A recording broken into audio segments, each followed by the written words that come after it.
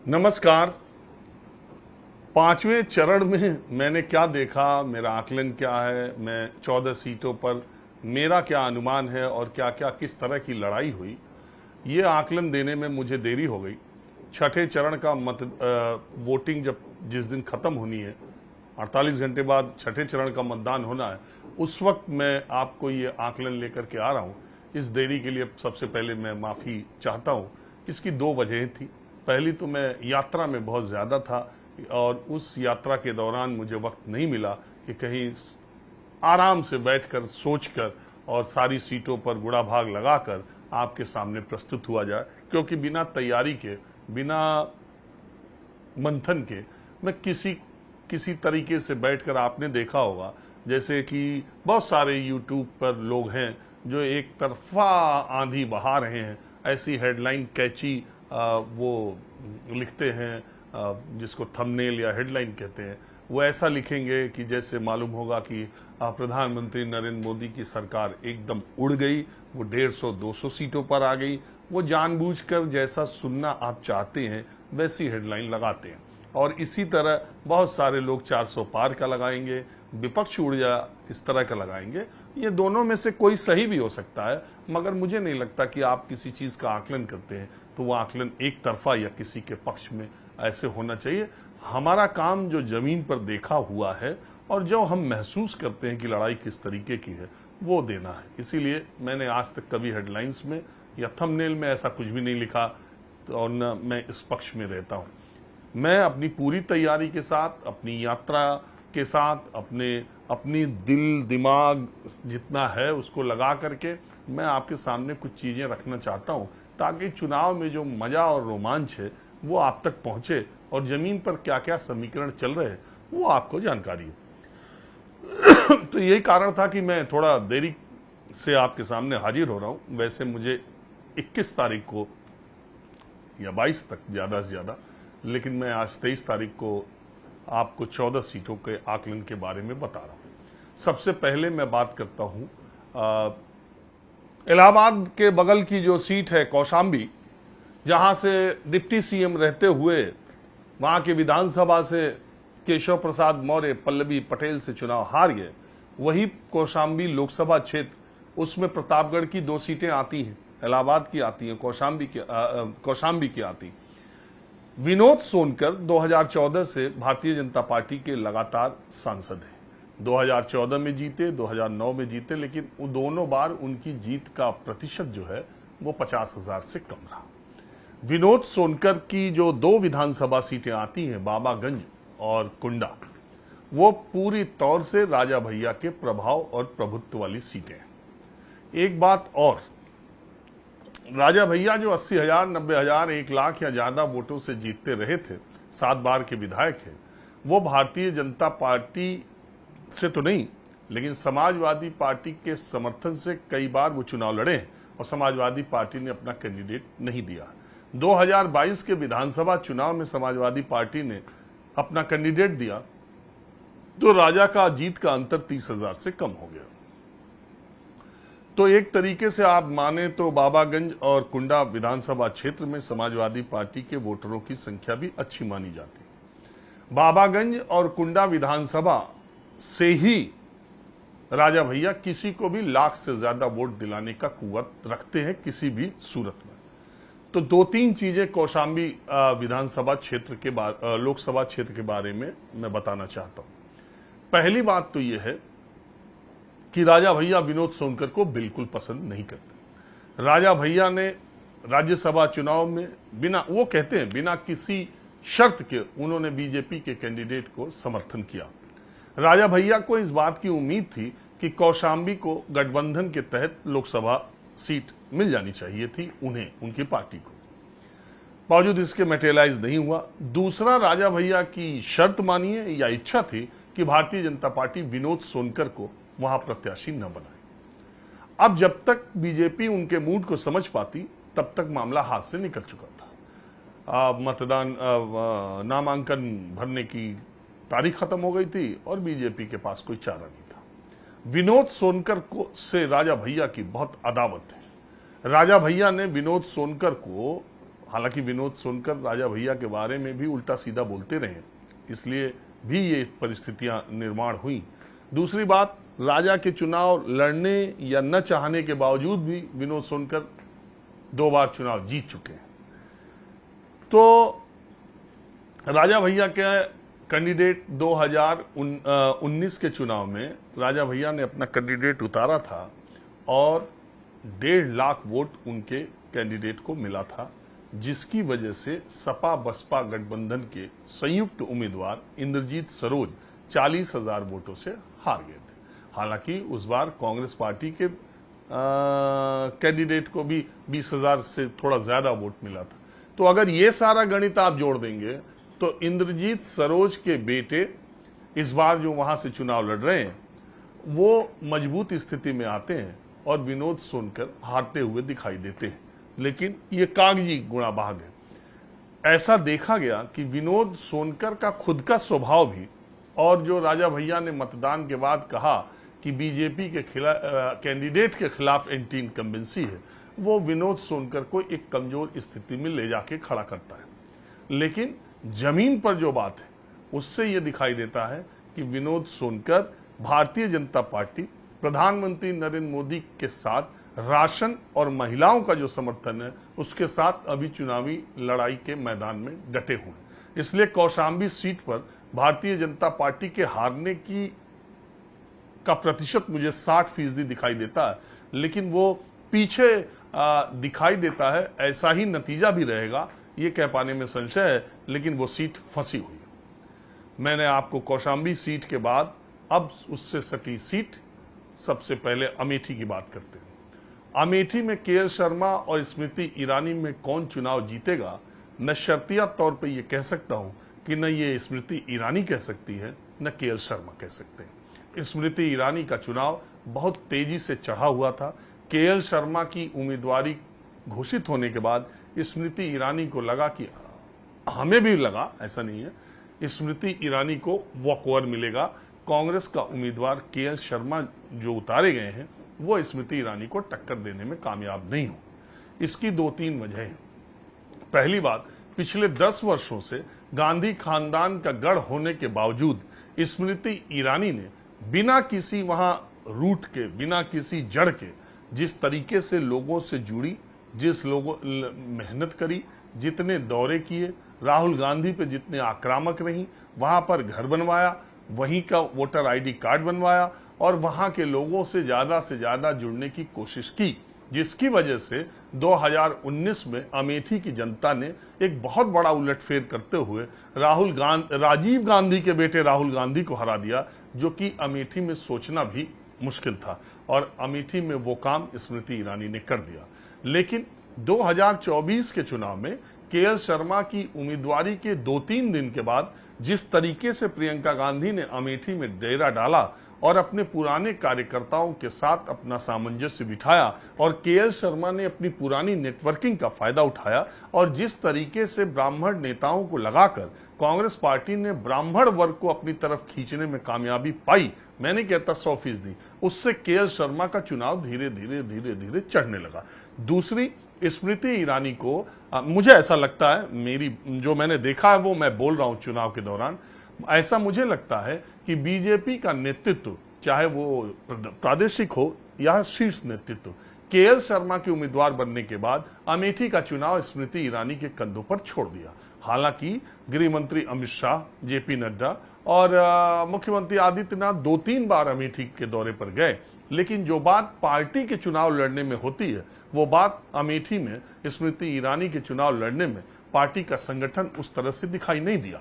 एक बात तो ये भी है, और दूसरी बात, स्मृति ईरानी के करीबी लोग जो पिछले 10 सालों में उनके बहुत करीब रहे हैं, उनका काम धाम देखते हैं, उनके लिए काम करते हैं, जिन पर वो भरोसा करती हैं, उन लोगों का अमेठी की जनता से कई बार ऐसा होता है, अमेठी की जनता का उनकी वजह से स्मृति ईरानी से थोड़ा सा मन खट्टा हुआ।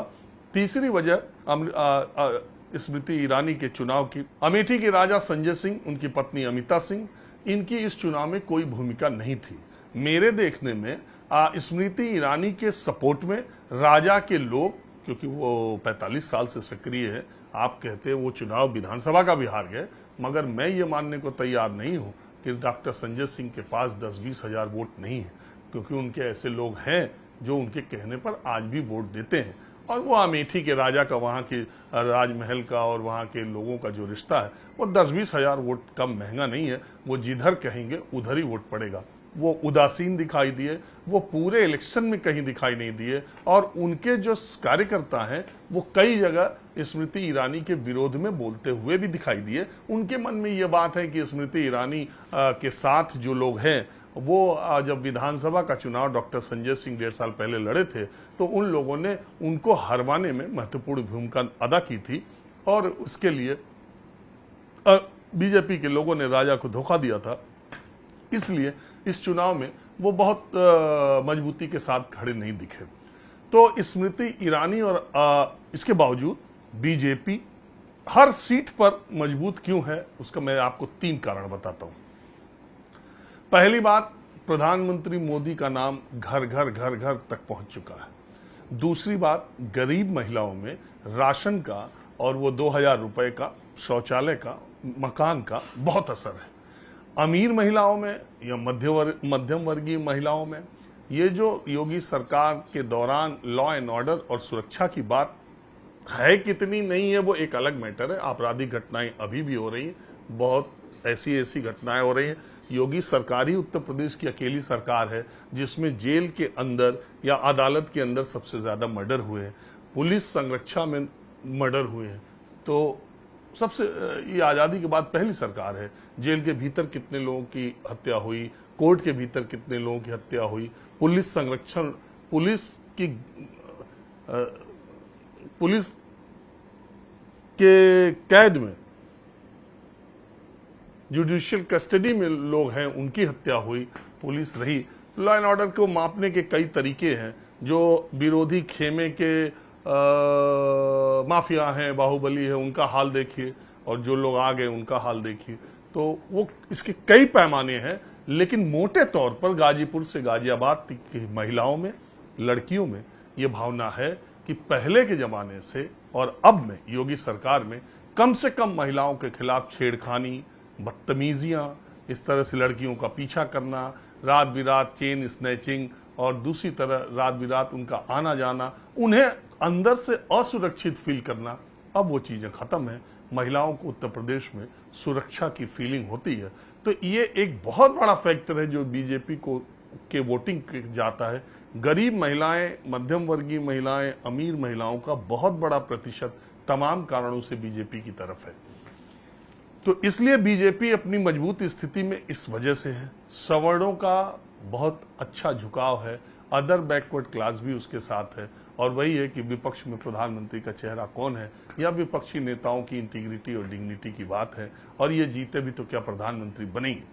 तो ये चीजें बीजेपी को बहुत मजबूत करती हैं, और यही चीज अमेठी में बीजेपी स्मृति ईरानी को लड़ाई में रोके रखी है। लेकिन उनका चुनाव किस वजह से कमजोर हुआ, जिसकी वजह से मैं ये नहीं कह सकता कि केएल शर्मा जीतेंगे कि स्मृति ईरानी जीतेंगी। केएल शर्मा के पक्ष में ये गया कि तमाम, आप मेरा नोट करके रखिएगा कि इस बार अमेठी का दलित वोटर ज्यादा संख्या में कांग्रेस पार्टी के साथ गया। ब्राह्मण वोटर बहुत बुरी संख्या में, बहुत बड़ी संख्या में केएल शर्मा के साथ गए।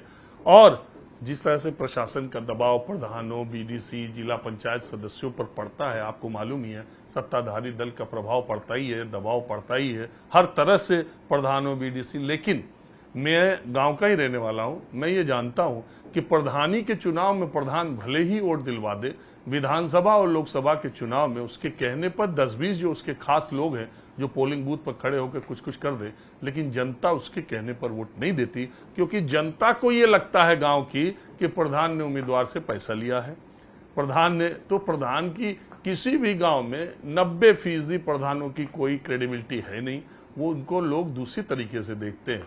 तो इसलिए बहुत उसका फर्क नहीं पड़ता। मुझे कई प्रधानों ने बताया भी कि उन्हें पोलिंग बूथ पर खड़े रहने के लिए कहा भी गया था, और इसके बावजूद मैंने ये देखा कि लोगों में कोई ऐसी बात नहीं थी, 50% की टक्कर थी। तो स्मृति ईरानी निसंदेह 2019 से 2024 का चुनाव कमजोर स्थिति में लड़ी है। लेकिन बात यही है कि राहुल गांधी अगर उम्मीदवार होते तो मैं ये कहने में कोई गुरेज नहीं करता कि स्मृति ईरानी को 4 जून का इंतजार नहीं करना चाहिए। लेकिन कैंडिडेट उधर भी केएल शर्मा थे, इसलिए 4 जून को ही पता चलेगा कि अमेठी ने किसको चुना है। रायबरेली में सिर्फ और सिर्फ ये देखना है कि राहुल गांधी सोनिया गांधी से ज्यादा अंतर से दिनेश प्रताप सिंह को हराएंगे या उससे कम अंतर से हराएंगे। राहुल गांधी की जीत में मुझे 1% संशय भी नहीं है। दिनेश प्रताप सिंह हरचंदपुर ब्लॉक के रहने वाले हैं। हरचंदपुर के आसपास के इलाके में उन्हें अच्छा मत समर्थन मिलेगा। बाकी इलाकों में और बीजेपी के तमाम स्थानीय नेताओं ने दिनेश प्रताप सिंह को इस तरीके से, आपको अदिति सिंह से उनका जो बैर है वो जगजाहिर है। और आपको पता ही है, बछरावा में टोल प्लाजा पर अदिति सिंह पर जब हमला हुआ तो हमले का आरोप जानलेवा हमला हुआ था, और उस जानलेवा हमले का आरोप उन्होंने किस पे लगाया था। तीसरी बात, मनोज पांडे जो ऊंचाहार से अभी ज्वाइन करके आए हैं, उनकी भी भूमिका इन चुनाव में कोई बहुत ज्यादा सकारात्मक नहीं दिखी, और दिनेश प्रताप सिंह को बहुत ज्यादा वोटों की बौछार वो करवा रहे हो, ऐसा भी देखने को नहीं मिला। तो रायबरेली की सीट पर राहुल गांधी बिल्कुल मजबूत स्थिति में है। उनका जीतना वैसे ही तय है जैसे लखनऊ से राजनाथ सिंह का, और राजनाथ सिंह का उतना ही तय है जितना राहुल गांधी का। अब यही राजनाथ सिंह को भी ये देख के लखनऊ के नतीजों में सिर्फ आपको ये देखने की जरूरत है कि 2019 से उन्हें ज्यादा वोट मिले, जो हार जीत का अंतर ज्यादा हुआ या कम हुआ। हालांकि भारतीय जनता पार्टी के वोटर अच्छी खासी संख्या में इस बार बाहर नहीं निकले। भारतीय जनता पार्टी के वोटरों में वो उत्साह, वो संचार मुझे दिखाई नहीं दिया जो विपक्ष के वोटरों में था। हालांकि आप जानते हैं, और मैं ये हर बार कह रहा हूं, कि शासन प्रशासन ने भी पुरजोर कोशिश की है जितना वो कर सकते हैं। इस तरीके से मैं आपको बताऊं कि गोंडा और कैसरगंज, ये 2 सीटें भी बहुत इंपॉर्टेंट है। गोंडा में कीर्तिवर्धन सिंह के खिलाफ श्रेया वर्मा, जो कि बेनी बाबू के परिवार की हैं, और उन्होंने बहुत ही शानदार चुनाव लड़ा है। और कीर्तिवर्धन जो लगातार जीतते आ रहे हैं, वहां के राजा हैं, श्रेया वर्मा ने जो टक्कर दी। एक बात और है, अखिलेश यादव ने इस बार जातिगत समीकरण के हिसाब से टिकटों का बंटवारा बहुत बेहतरीन किया है, और इसी वजह से आपको कंफ्यूजन, और मुझे भी ये कंफ्यूजन है कि उत्तर प्रदेश, वैसे मुझे ये लगता है, ईमानदारी की बात बताऊं, इन सब कारणों के बाद भी, क्योंकि 2019 का चुनाव मुझे याद है, सपा बसपा, देश के दूसरे हिस्सों को छोड़ दीजिए, बीजेपी में माफ कीजिएगा, यूपी में सपा बसपा गठबंधन से मजबूत गठबंधन कागज पर कहीं नहीं हो सकता। इन दोनों के वोट को कभी भी मिला दिया जाए तो 40 सीटें कहीं भी नहीं जाती हैं। 35 से 40 सीटें तो इन्हें जीतना ही जीतना है। बावजूद इसके 2019 में दोनों मिलकर 15 सीटों पर ही रहे। इसलिए मुझे बार बार संशय ये होता है कि कांग्रेस और समाजवादी पार्टी का गठबंधन ऐसा क्या गुल खिलाएगा जो भारतीय जनता पार्टी से सीटें खींच पाएगा। उसके पास कौन सी ऐसी गणित है। तो मुझे एक चीज दिखाई देती है कि अखिलेश यादव ने इस बार जो टिकटों का बंटवारा किया वो 2019 के मुकाबले बहुत ही बेहतरीन और जातिगत समीकरण के हिसाब से वो ज्यादा सुटेबल है, और वो ज्यादा संभावनाएं दिखाता है कि सीटें उत्तर प्रदेश की कम हो सकती हैं। लेकिन बात वही है, जीत हार का अंतर कम होगा या सीटों का अंतर कम होगा, ये 4 जून को पता चलेगा। तो मैं बात कर रहा था गोंडा की। कीर्तिवर्धन सिंह के रातों की नींद गायब होगी जिस तरीके से श्रेया वर्मा ने वहां पर चुनाव लड़ा है। बात यह है कि कुर्मी, चौहान, निषाद, मौर्य, कुशवाहा, ये सारे वोट बीजेपी के साथ पिछले 3 चुनाव में जबरदस्त तरीके थे। इस बार अखिलेश यादव ने कुर्मी कैंडिडेट्स, मौर्य कुशवाहा कैंडिडेट्स, इस तरह के कैंडिडेट्स उन्होंने इतनी अच्छी संख्या में उतारे हैं कि उन जातियों का लगाव और प्रभाव उस तरफ बहुत ज्यादा गया है जो पिछली बार नहीं था। पिछली बार मुस्लिम कैंडिडेट्स की संख्या भी ज्यादा थी, यादव कैंडिडेट्स की संख्या भी ज्यादा थी। इस बार अखिलेश यादव ने तो श्रेया वर्मा, हालांकि 29 बूथों पर श्रेया वर्मा ने ये शिकायत की है कि शासन ने वहां पर बूथ कैप्चरिंग कराई है और उनके वोटरों को वोट नहीं देने दिया गया है। अब उस पर क्या एक्शन होता है क्या नहीं होता, लेकिन बात ये सच है कि कई बार आप जब जाते हैं, तो मैंने एक बार पहले भी कहा था, तो बहुत सारे लोगों ने उसे, मैं तो बहुत ज़्यादा एक्टिव रहता नहीं ट्विटर पे और दूसरी जगह, लोगों ने मुझे बोला कि ट्विटर पे वो बहुत चल रहा था कि शासन प्रशासन का। तो मैं अभी भी कह रहा हूं कि ये हर सरकार में होता है। शासन प्रशासन अपने मजबूत पोलिंग स्टेशंस पर कमजोर डीएमई एसपी को डिप्लॉयमेंट करना है, जैसा ऊपर से आदेश आएगा वैसा करेंगे। तो एक बात तो ये है। दूसरी बात कि सबसे ज्यादा निगाहें जो कैसरगंज पे लगी थी, उसका भी बड़ा बेहतरीन मामला ये है कि कैसरगंज में दो बातें हैं।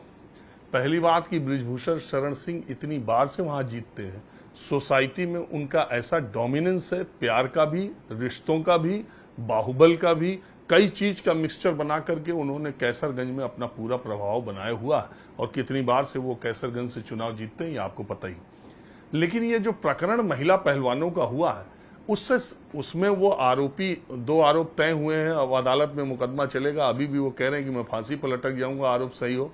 लेकिन उससे हुआ क्या, पूरे देश में बृजभूषण शरण सिंह की इमेज को, छवि को धक्का पहुंचा है, इसमें कोई दो राय नहीं। उनकी इमेज जो थी और जिस तरह के आरोप उन पर लगे, आरोप तय भी 2 हुए, वो बृजभूषण शरण सिंह की पूरी पर्सनालिटी को, इतने दिन के सार्वजनिक जीवन को, उनकी छवि को परेशान करने लायक है। और आपको पता ही है कि जब बाहुबली या कुछ इस तरह का व्यक्ति जिसका डोमिनेंस एक लंबे समय तक हो, लोग विकल्पहीनता के अभाव में और देखते हो, और जब उसके दिन थोड़े से बुरे आते हैं तो बहुत सारे लोग उसके विरोध में खड़े हो जाते हैं या बदला लेने का मौका तलाशते हैं।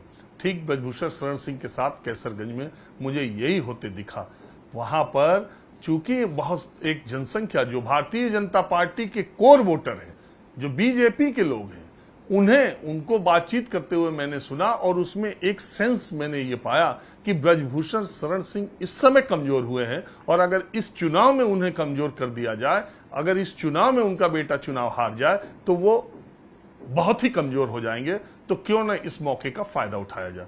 दूसरी तरफ अखिलेश यादव ने वहां ब्राह्मण कैंडिडेट दे दिया। आपको मालूम है कि कैसरगंज में 21% ब्राह्मण है, और 21% ब्राह्मण के साथ 12% मुसलमान है, 33% और 8-9% के आसपास यादव है। तो ये ऐसा कॉम्बिनेशन बनता है। और इसके अलावा जो दलित है, और इंटरेस्टिंगली मायावती ने भी वहां ब्राह्मण कैंडिडेट दिया, लेकिन उस ब्राह्मण कैंडिडेट को 40,000 वोट भी आ जाए तो बहुत बड़ी बात। और सबसे महत्वपूर्ण बात मैं आपको अब ये बताने जा रहा हूं कि उत्तर प्रदेश में मायावती ने जिस तरह के टिकटों का बंटवारा किया है, वो 2014 की तरह 0 लोकसभा सीटें पाने में कामयाब होंगी, ऐसा मुझे लगता है। आश्चर्य है कि मायावती का 80 लोकसभा सीटों में कहीं कोई खाता खुल जाए। और जब से मायावती की पार्टी चर्चा में है, मतलब पीछे 4 चुनाव 5 चुनाव देख लिया जाए, मैं 2004 से ही कहता हूं, 4, 9, 14, 19, 24 5 चुनाव में सबसे खराब वोट परसेंट बीएसपी का इसी बार आएगा। इससे खराब किसी लोकसभा चुनाव में बीएसपी का वोट परसेंट नहीं होगा। मुझे नहीं पता कि बीएसपी का जो कोर वोटर है वो भी किस वजह से उससे शिफ्ट हो गया। और तमाम जो मेरे क्लिपिंग भी वायरल हुई, जिसमें बीएसपी का एक चुनावी एजेंट पोलिंग बूथ पर ही कह रहा है कि हमारे उम्मीदवार की जमानत जब्त हो रही है। और मुझे ऐसा लगता है कि बीएसपी के बहुत सारे उम्मीदवारों की जमानत जब्त होगी। ये क्यों हो रहा है, कैसे हो रहा है, मायावती के टिकटों के लगातार काटने बांटने, किसकी वजह से क्या हुआ मुझे नहीं पता, लेकिन बीएसपी अपने सबसे खराब दौर के लोकसभा चुनाव में चल रही है। तो एक मजबूत फैक्टर है। कैसरगंज में उन्होंने ब्राह्मण कैंडिडेट देने की दिया था, लेकिन वो कोई असर नहीं कर सका। चुनाव आमने सामने का हो गया। और ये कह पाना, मैं ये मानता हूं कि बृजभूषण शरण सिंह के बेटे की स्थिति मजबूत है, वो चुनाव जीत सकते हैं, बावजूद इसके कोई ये नहीं कह सकता कि टक्कर नहीं है। जो मैंने आपको पहले कह दिया, एसपी बीएसपी से बड़ा कॉम्बिनेशन नहीं हो सकता, लेकिन इस बार चूंकि बहुत सारी जातिगत समीकरण ये संविधान वाले मसले से दलितों में जो एक बेचैनी है वो बीजेपी के लिए भारी भी पड़ सकती है, क्योंकि मैंने देखा है कि दलितों में ये बात गई है कि 400 सीट से कहीं ये संविधान तो नहीं बदलना चाहते, और बहन जी का तो कुछ समझ में नहीं आ रहा है। तो इसलिए दलित वोटर एक अच्छी खासी संख्या में टर्नआउट अगर इंडिया गठबंधन की तरफ गया, तब सीटों में क्या हो सकता है ये बताना बड़ा मुश्किल है। मैंने आपको बताया कि जोड़ गुणा भाग करने में इस बार जैसे जैसे चुनाव आगे बढ़ रहा है ये बड़ा मुश्किल होता जा रहा है। आप वेस्टर्न यूपी में तो साफ साफ दिखाई देता है, लेकिन ईस्टर्न यूपी तक जाते जाते धर्म पर जाति भारी पड़ने लगती है। वो मैं कारण इसलिए बता रहा हूं कि अयोध्या से लल्लू सिंह तीसरी बार चुनाव लड़ रहे हैं। उसके पहले के 2 बार 2004, 2009 में विपक्षी दलों ने वहां से चुनाव जीता था, लेकिन 2024 में अवधेश प्रसाद जो कि विधायक भी हैं, जो कि दलित भी हैं, उनको अखिलेश यादव ने साइकिल से चुनाव लड़ा दिया। वहां पर अयोध्या सीट पर दलित मुस्लिम यादव गठजोड़ अगर बैठ गया और दलितों ने अवधेश प्रसाद को उसी तरह वोट दिया जैसे मेरठ में समाजवादी पार्टी की कैंडिडेट को दिया है, तो निश्चित तौर पर लल्लू सिंह के लिए बहुत मुश्किल खड़ी हो जाएगी। और अयोध्या जहां से भगवान श्री राम का मंदिर बना, और उसी का चुनाव में भारतीय जनता पार्टी ने शुरुआती दौर में कि आपके वोट की ताकत राम मंदिर बनाती है, वो राम मंदिर के कांग्रेस पार्टी और विपक्षी दल के लोग राम मंदिर के उद्घाटन में नहीं जाते हैं, ये राम के विरोधी है, अगर आ गया तो ये बाबरी मस्जिद बनवा देंगे, अगर ये जीते तो ताला लगवा देंगे, तमाम बातें करते रहते। बावजूद इसके अयोध्या के सीट पर राम मंदिर का 370 का के प्रभाव से ज्यादा जातिगत समीकरण का प्रभाव दिखाई पड़ा है। अब नतीजे के दिन आप देखिएगा हार जीत का अंतर वहां भी वो नहीं रहेगा जो इसके पहले था, और आमने सामने की टक्कर है। मैं फिर भी कह रहा हूं, मुझे इस बात में बहुत शंका है, इस बात में बहुत कंफ्यूजन है कि उत्तर प्रदेश में भारतीय जनता पार्टी की सीटें कम हो सकती है। मुझे लगता है कि सीटें कम होना मुश्किल है। सीटों जीत में हार जीत के अंतर में कमी आ सकती है, और ये शोर जो विपक्ष का दिखाई दे रहा है वो उसके हार जीत, चूंकि उसके वोट को आगे बढ़ा रहा है, इसलिए ऐसा दिखाई देता है। जालौन, इसी तरह झांसी की सीट पर प्रदीप जैन आदित्य बहुत मजबूती के साथ, और अनुराग जो वहां के जो बैद्यनाथ आयुर्वेद के मालिक हैं, एमडी हैं, वो पिछली बार भी वहां से जीते थे, लेकिन कांग्रेस पार्टी के प्रदीप जैन आदित्य ने उनको कड़ी टक्कर दी है। झांसी में भी जालौन और हमीरपुर भारतीय जनता पार्टी जीतेगी। बांदा एक बार फिर, अब बांदा में बीएसपी का खेल देखिए, मयंक द्विवेदी ब्राह्मण कैंडिडेट दे दिया, और ब्राह्मण अगर उस पर चले जाएंगे तो बांदा में ब्राह्मणों की संख्या अगर बीएसपी कैंडिडेट पे 30% भी जाते हैं तो आर.के. पटेल जो कि भाजपा से है, जो पहले सपा से थे अब भाजपा में है, तो उनकी स्थिति मुझे लगता है कि फिर कमजोर होती है। लेकिन आज की तारीख में बांदा में भी आर.के. पटेल मुझे मजबूत दिखाई देते हैं, वो कृष्णा पटेल उनके सामने गठबंधन से है। तो इस तरीके से अलग अलग सीटों का मैंने आपको, जहां जिधर फतेहपुर में बीजेपी मुझे भारी दिखाई देती है, और हमीरपुर, जालौन, बांदा, झांसी, अमेठी, रायबरेली, कानपुर, रायबरेली, लखनऊ, मोहनलालगंज भारतीय जनता पार्टी के कौशल किशोर चुनाव जीतेंगे। बाराबंकी में फिर एक बार पूनिया के बेटे जो है वो बहुत ही मजबूती के साथ चुनाव लड़ रहे हैं, और वहां भी ये कहना, लेकिन ये लड़ाई तगड़ी होने के बावजूद बाराबंकी में कांग्रेस का पलड़ा मुझे भारी दिखाई देता है। तो कुल मिला के चुनाव के नतीजे आने तक इंतजार कीजिए। मेरे इस आकलन में देरी की वजह यह है कि मुझे ऐसा लगता है कि बीजेपी जो सीटें पिछली बार हारी थी उसमें से कुछ जीत सकती है, और जो जीती थी उसमें से कुछ हार सकती है। तो ये जाते जाते 2019 का मुकाबला 60-62 सीटें जो बीजेपी जीती थी उसी के आसपास होगी। लेकिन कई बार लगता है कि सीटों का अंतर बढ़ भी सकता है, कहीं ऐसा ना हो हार जीत, मुझे लगता है कि हार जीत का अंतर कम होगा, लेकिन बहुत लोग कहते हैं कि सीटों का अंतर भी कम होगा। बहरहाल 4 जून तक इंतजार कीजिए। 6ठा और 7वां चरण तो मेरा दौरा आप देख ही रहे हैं।